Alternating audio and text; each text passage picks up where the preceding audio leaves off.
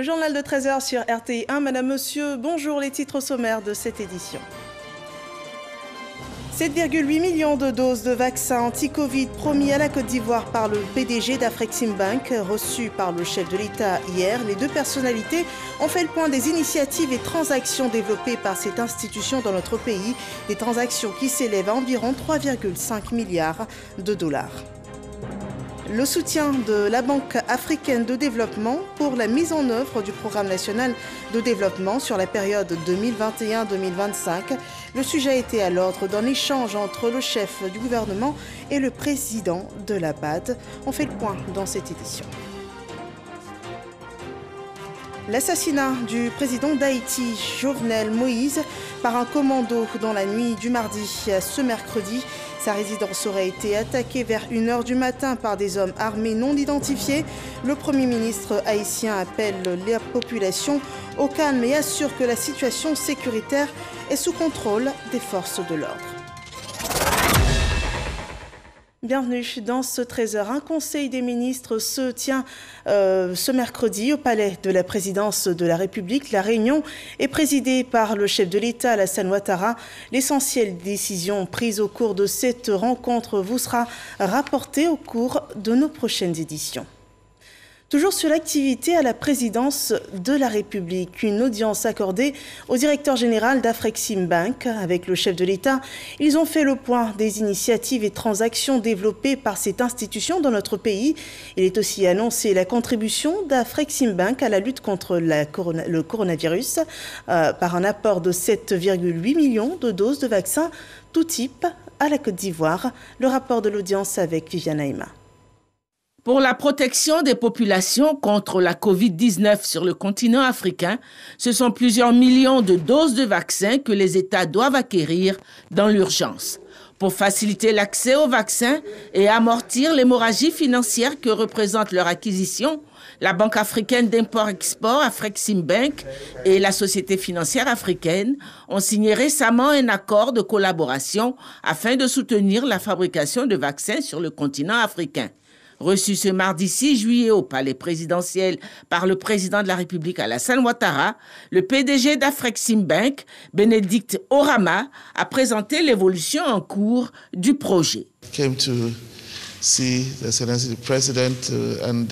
Nous sommes venus lui parler des différentes initiatives que nous avons au niveau de la Côte d'Ivoire, des transactions qui s'élèvent à environ 3,5 milliards de dollars. Nous avons également discuté les progrès que la Côte d'Ivoire a fait concernant le vaccin pour le Covid-19. Nous avons également discuté toutes les initiatives que nous avons avec l'Union africaine et toutes les autres entités africaines. 420 millions de doses de vaccins seront ainsi fabriquées pour l'ensemble du continent africain, dont 7,8 millions de doses de vaccins pour la Côte d'Ivoire. Voilà, la Côte d'Ivoire obtient le soutien d'Afreximbank dans la lutte contre la coronavirus par sa campagne de vaccination anti-Covid. Voyons les chiffres de la pandémie à cette date en Côte d'Ivoire.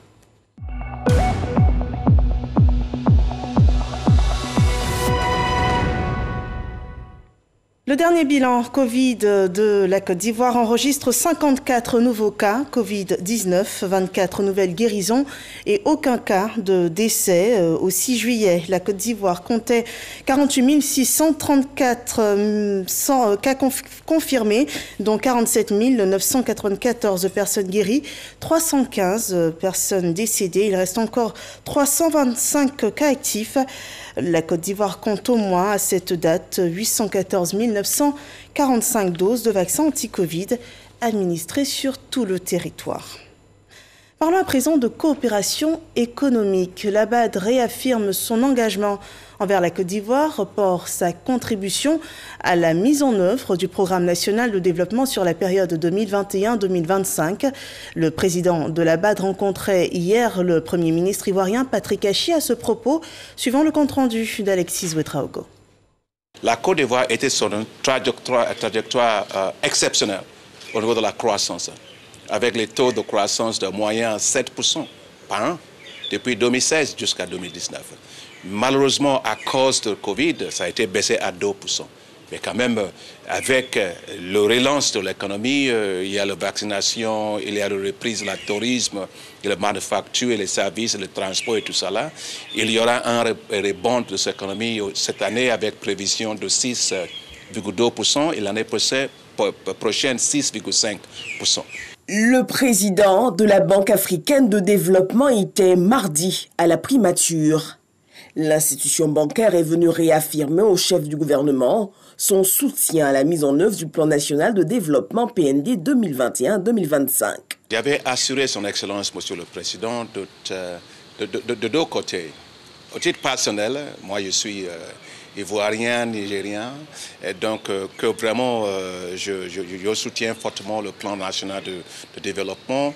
Et aussi au titre, en tant que la Banque africaine de développement, pour lui assurer et tous les gouvernements de la soutien sans faille de la Banque africaine de développement pour le mettre en œuvre de ce plan national de développement.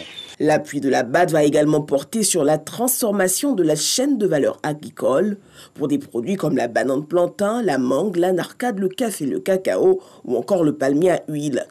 Des investissements dans les infrastructures pour transformer les zones rurales en zones de création de richesses. Nous avons discuté beaucoup sur l'agriculture parce que je sais que l'agriculture est très importante pour son Excellence, Monsieur le Président et le Premier ministre. Donc on avait changé comment on va l'accompagner, le pays, dans la transformation de ça. Vous savez que l'atout de ce pays, c'est l'agriculture. Mais il faut en profiter pour qu'il y ait une chaîne de valeur forte qui peut être plus attractive pour transformer tous les produits agricoles, pour créer les recherches. La richesse partagée partout dans le pays. Le président de l'institution a par ailleurs salué l'efficacité du plan de riposte du gouvernement contre la Covid-19, notant que le portefeuille des opérations de la BAD dans le pays se chiffre actuellement à 2,7 milliards de dollars. Voilà, et les institutions se succèdent pour contribuer au développement de la Côte d'Ivoire. Le représentant du PNUD dans le pays s'est entretenu avec le commissaire du gouvernement au sujet de la lutte contre la corruption au sein de l'armée. Les armées du Burkina Faso, du Mali et de la Côte d'Ivoire coopèrent pour la sécurité à leurs frontières communes dans le cadre d'une opération dénommée Tourbillon Vert. L'initiative de sécurisation est en cours d'exécution et les chefs d'état-major des armées de ces trois pays se sont rencontrés hier pour faire le bilan des actions menées, suivant ce rapport de Moussa Konaté. Lutte contre le terrorisme. La Côte d'Ivoire et les pays frontaliers sont engagés pour une riposte commune face à la menace. Les chefs d'état-major des armées de Côte d'Ivoire, du Burkina Faso et du Mali, réunis ce jour à Abidjan, font le bilan des opérations collectives de sécurisation, notamment l'opération dénommée Tourbillon Vert, qui implique les forces des trois pays. Nous venons de faire un rétexte d'une opération qui a eu lieu il y a à peu près 3 semaines et les conclusions auxquelles nous sommes parvenus sont vraiment excellentes. Donc les échanges ont surtout porté sur la conduite des opérations, des recommandations et des perspectives dans le cadre du renforcement de la coopération. Tout ce qui se mène, il faut un peu s'arrêter, faire le bilan, voir ce qui a marché, ce qui n'a pas marché. Nos populations méritent vraiment d'être tranquilles pour pouvoir vaquer à leur activité économique. Face à l'urgence sécurité, les généraux souhaitent la concertation entre les unités militaires en vue d'une meilleure coordination des missions sur le terrain. L'objectif pour nous, c'est d'arriver à faciliter les rapports de coopération, de fluidifier la coordination entre nos unités qui sont installées de part et d'autre de la frontière. Nous sommes convaincus que c'est la clé de la réussite de toutes nos opérations de sécurisation autour de nos frontières communes. Côte d'Ivoire-Mali, Côte d'Ivoire-Burkina Faso, Mali-Burkina. À leur arrivée au Kangalieni, les généraux de brigade Oumar Diarra et Moïse Minengou ont reçu les honneurs militaires, honneurs rendus par des unités de l'armée de terre, de l'armée de l'air et de la marine nationale.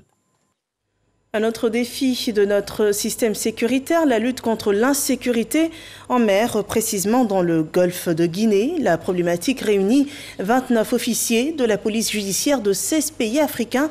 L'objectif, c'est de renforcer les capacités de ces officiers pour l'application de la loi pénale en mer face aux actes de viol à main armée, de piraterie maritime ou encore de trafic illicite. On fait le point avec Dangui Dangui. Piraterie en mer, Trafics illégaux, enlèvements. Le golfe de Guinée est de plus en plus catalogué comme l'une des zones maritimes les plus dangereuses au monde. Les chiffres le confirment. Les dernières statistiques que nous avons reçues font état de 137 kidnappings dans le monde en matière d'insécurité maritime, dont 130 se sont produits uniquement dans l'espace du golfe de Guinée, c'est-à-dire plus de 95% donc des kidnappings se produisent dans notre zone. Ces défis sécuritaires sapent les efforts de développement des pays riverains du golfe de Guinée et mettent en danger les moyens de subsistance des communautés locales, surtout qu'environ 90% des exportations se font par voie maritime. La première conséquence, elle se trouve dans notre pouvoir d'achat, puisque les produits augmentent. La deuxième conséquence, elle est que, quelque part, les assurances augmentent pour ces bateaux. La troisième conséquence, c'est que l'intégration régionale est retardée. Dans le cadre de la riposte contre cette insécurité dans le golfe de Guinée, 29 officiers de police judiciaire de 16 pays africains sont en séminaire pour 10 jours à l'Académie régionale des sciences et techniques de la mer, ici à Abidjan. Une chose est de prendre ces pirates-là, mais une autre chose est de pouvoir exercer cette police-là. Comment on les juge, comment les procédures sont faites, comment on fouille même les navires, et c'est de ça qu'il s'agit aujourd'hui. Thème de ce séminaire, l'exercice de la police en mer, car de vol à main armée, piraterie et des trafics illicites. Il y s'inscrit dans le cadre du projet dénommé SWAMS Format, financé par l'Union européenne à hauteur d'environ 1 milliard de francs CFA. L'emploi des jeunes en Côte d'Ivoire. La politique du gouvernement est renforcée par un partenariat qui lie le ministère de la Promotion, de la Jeunesse et de l'Emploi des Jeunes au groupe Trace Média. Il s'agira de produire du contenu digital pour la formation en ligne sur l'entrepreneuriat, les métiers du numérique ou toute autre initiative susceptible d'améliorer l'employabilité et la sociabilité des jeunes de notre pays. Walter Amadou Ouattara. D'une durée de 3 années. Les programmes contenus dans cette convention seront effectifs avant la fin de l'année 2021. Le groupe Trace Média affiche ainsi sa volonté de mettre ses atouts en faveur de la formation des jeunes en Côte d'Ivoire. De façon pratique, Trace Global produira des contenus éducatifs en lien avec les experts du ministère de la Promotion de la Jeunesse, de l'Insertion professionnelle et du service civique. Les formations adaptées au contexte ivoirien seront diffusées et exploitées via la plateforme e-learning Trace Academia. C'est une application qui est déjà disponible aujourd'hui sur Google Play et sur l'App Store. Et là, l'idée, c'est qu'on va faire des cours en français. Aujourd'hui, plus de 80% des jeunes Africains ne font pas d'études supérieures, pour diverses raisons. Et ces jeunes sont souvent dans le secteur informel. Et si on souhaite qu'ils trouvent un travail formel, qui crée des emplois, il faut leur amener des formations d'une manière gratuite, mais en même temps très ludique, pour que globalement une formation en ligne soit aussi intéressante que quand on regarde une série ou un clip vidéo. Donc c'est tout le pari de Trace Academia. À la signature de la convention cadre de ce partenariat, Mamadou Touré, ministre de la Promotion de la Jeunesse, de l'Insertion professionnelle et du service civique, a exprimé sa satisfaction de faire bénéficier à la jeunesse ivoirienne d'autres opportunités de formation. Je me réjouis donc de la signature de cette convention importante qui permettra de donner la possibilité à des centaines de milliers de jeunes Ivoiriens de se former en ligne gratuitement. Et j'espère que nos jeunes compatriotes saisiront cette opportunité. Cette collaboration entre le ministère et le groupe Trace Média portera sur le domaine de la formation en entrepreneuriat, la formation au métier du numérique, le partage de données et d'expériences, ainsi que des initiatives susceptibles d'améliorer l'employabilité et la sociabilité des jeunes. Le besoin d'être soutenu dans l'entrepreneuriat n'est pas ressenti que par les jeunes. Les femmes aussi ont besoin de l'appui de nos dirigeants pour leur autonomisation. Celles de Kwasida Tekro, dans le département de Kounfao, l'ont bien exprimé dans cet élément que commente Franck Quadio. La femme opératrice économique de Kwasida Tekro, une sous-préfecture à 35 km de Kounfao, est à l'honneur. Elle est célébrée en reconnaissance de sa quête quotidienne de l'autonomisation à travers ses activités génératrices de revenus. Réunies en association, Union des femmes opératrices économiques de Kwasida Tekro, ces femmes sollicitent un appui. La présente cérémonie vise à rendre hommage à toutes les femmes de la circonscription de Kwasi-Datekro et Boaya sans distinction de race ni d'appartenance religieuse. Notre association souhaiterait obtenir un fonds d'appui pour l'exécution de nos projets sociaux, ainsi que des chaises classiques et des badges pour nos différentes manifestations. Des ballets, des danses, des prestations d'artistes locaux, des poèmes et même des représentations théâtrales, bref, une célébration aux couleurs culturelles. Cela pour les amener à oublier un tant soit peu les moments de dur labeur et leur communiquer un peu de gaieté. Cerise sur le gâteau, ces femmes battantes ont reçu chacune un présent de la part de la marraine, la ministre Arlette Badou-Nguessan, en plus d'une somme de 2 500 000 francs. Quel hommage ne méritez-vous pas, chère maman? Vous qui avec dynamisme, courage, responsabilité et amour, agissez pour soutenir vos enfants, vos maris. Ce jour nous donne donc l'occasion de célébrer la bravoure, le dynamisme de nos mamans. Je voudrais vous engager, chère maman, à prôner la paix, l'amour et la tolérance, quelle que soit notre appartenance ethnique, religieuse, politique. La marraine, en plus des félicitations et encouragements à redoubler d'efforts, a exhorté les femmes de l'IFOEC à privilégier le climat de cohésion sociale, gage de tout développement. Intéressons-nous à présent à cette problématique, la hausse du prix de certaines denrées sur le marché, notamment celui de la viande de bœuf. Malgré le plafonnement décidé par le gouvernement, le coût de la viande au détail connaît des fluctuations régulières. Et pour comprendre la situation, nos reporters ont remonté la route de la filière bétail, un voyage qui les a menés jusqu'au Burkina Faso, le principal fournisseur en bétail de la Côte d'Ivoire. Et constat sur le terrain, la situation sécuritaire marquée par les attaques terroristes près des zones pastorales perturbe le fonctionnement du marché à bétail. Sans détour, Jean-Luc Bangbo et Zakaria Traoré mettent à nu le grand mystère autour du prix de la viande de bœuf sur nos marchés. C'est le numéro Eco Plus de la semaine, on regarde. Est-ce que vous arrivez à avoir 2300 comme en gros? Ça dépend, 2400, 2450, 2500.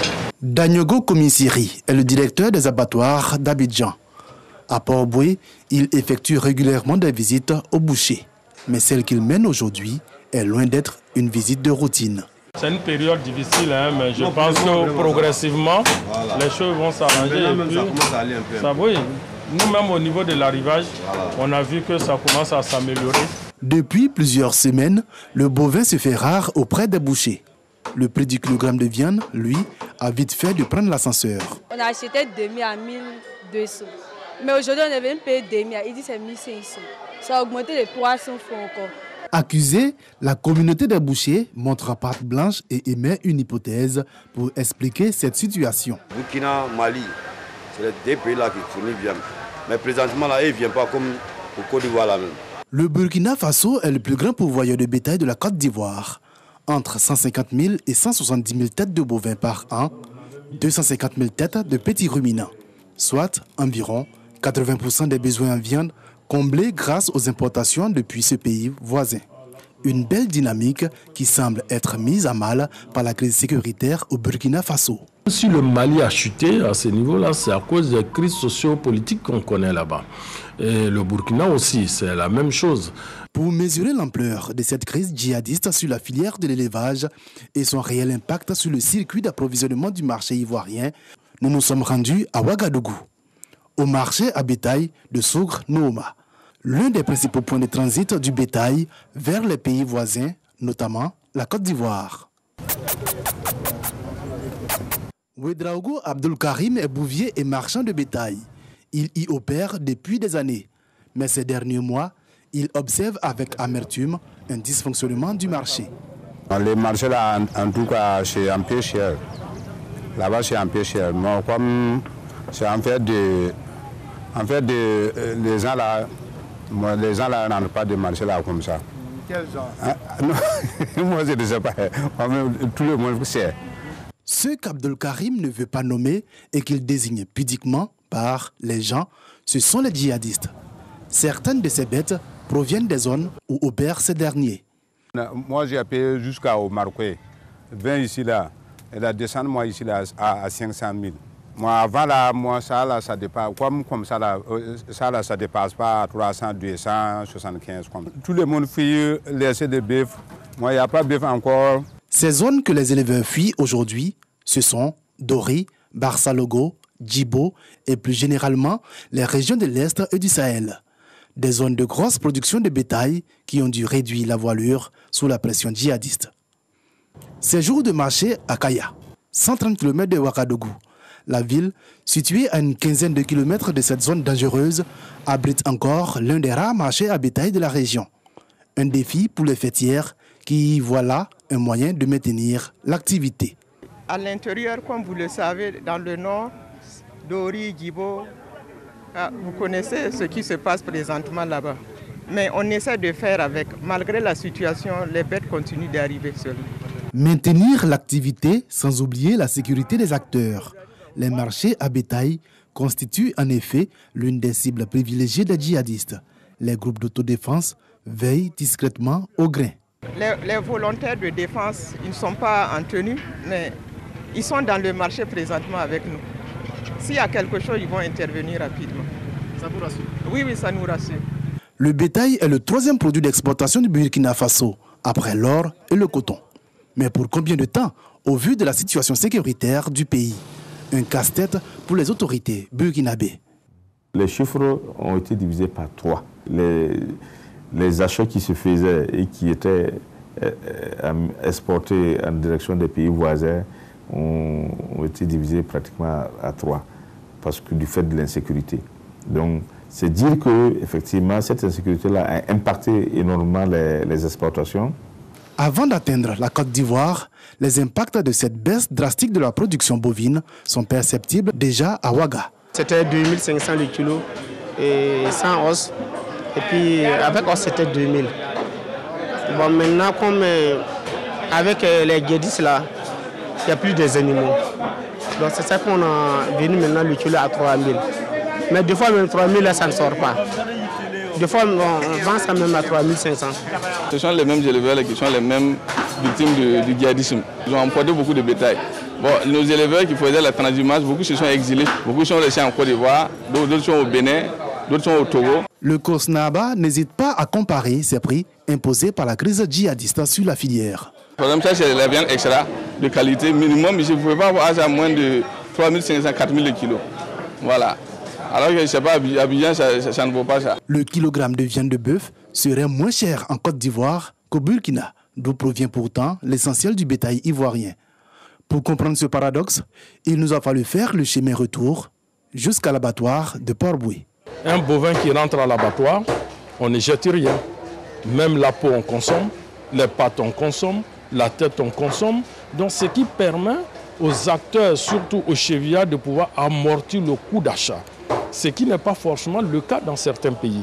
Donc la valorisation de l'animal au niveau de la Côte d'Ivoire permet de jouer sur le prix, ce qui nous permet aujourd'hui d'avoir un prix qui soit vraiment sensiblement égal, souvent même un peu inférieur par rapport à ces pays.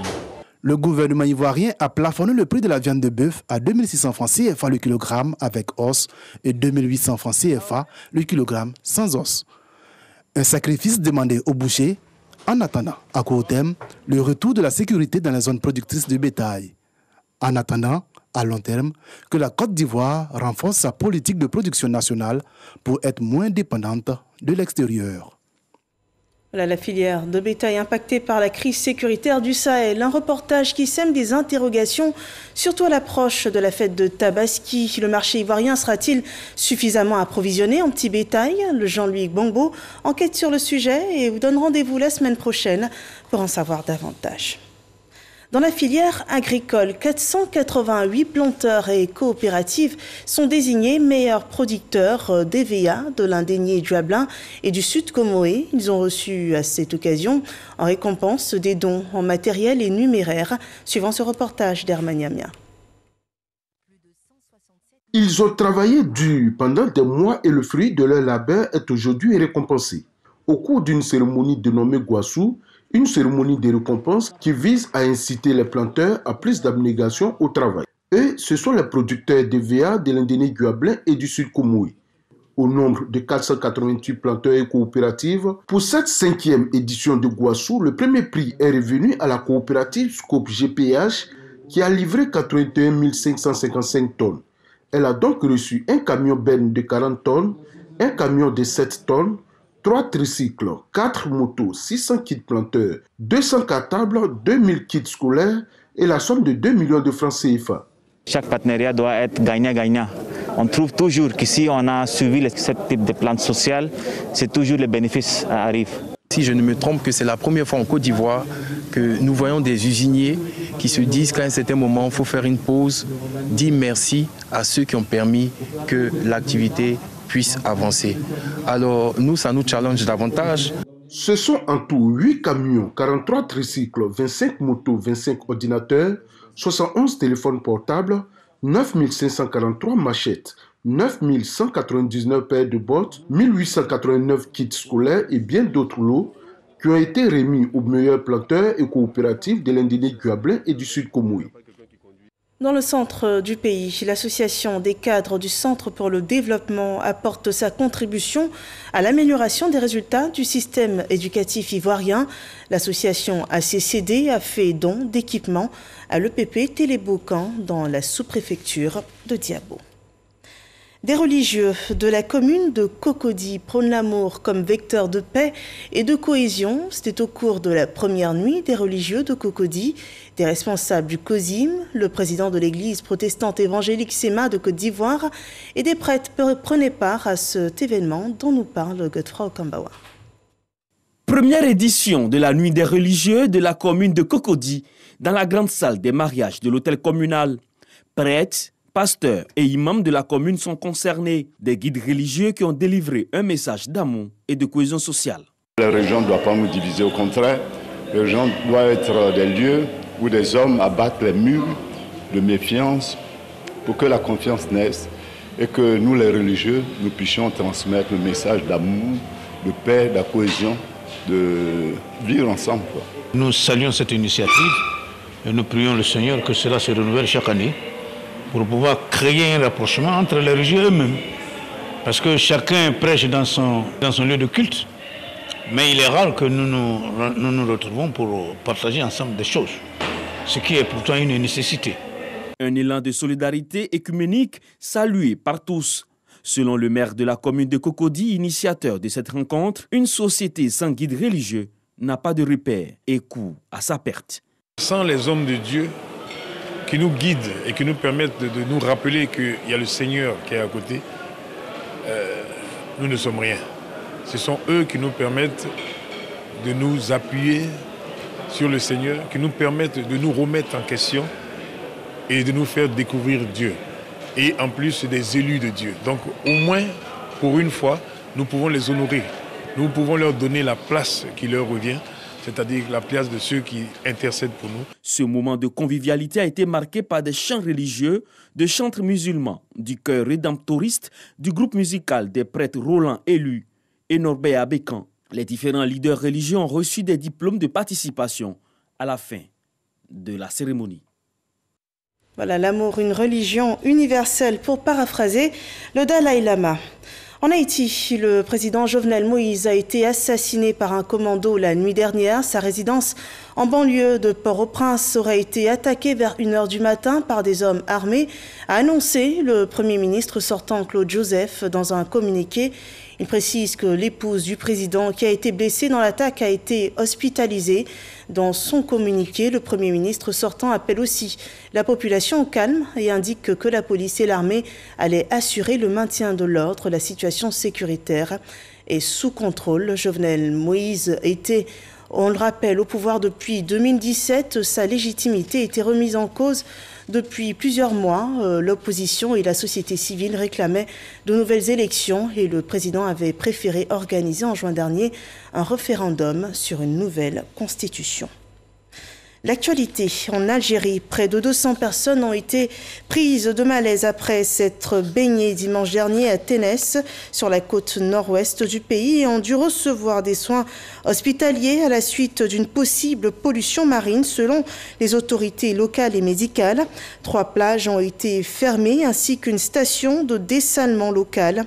Une enquête a été ouverte par le procureur général du tribunal dont dépend Ténès. Les victimes ont souffert de nausées, de fièvre et de rougeur aux yeux. Et on rappelle, avant de terminer, que s'est tenu ce jour un conseil des ministres au palais de la présidence de la République sous la présidence du chef de l'État, Alassane Ouattara. L'essentiel des décisions prises au cours de ce conseil vous sera rapporté au cours de nos prochaines éditions.